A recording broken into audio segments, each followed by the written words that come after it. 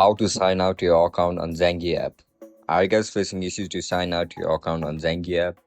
If that's so, then this video might help you out. Without further ado, let's get started. First of all, open Zangi app on your mobile device. If you don't know how to download Zangi app on your mobile device, then make sure to check out our guide on how to do it. After you open up your app, now click on your profile icon. After you click on profile icon, you can see the option for sign out. You are looking to sign out, right? Click on sign out. If you want to keep your Zangi app history, then click on keep history. If you don't want it, then click on delete history. And that's it, guys. That's how we're gonna log out on Zangi app. If you guys found this video helpful, don't forget to like, share and subscribe to our channel. If you guys have any issues regarding Zangi app, then make sure to comment down below so that I can easily help you out. See you in the next one. Bye bye.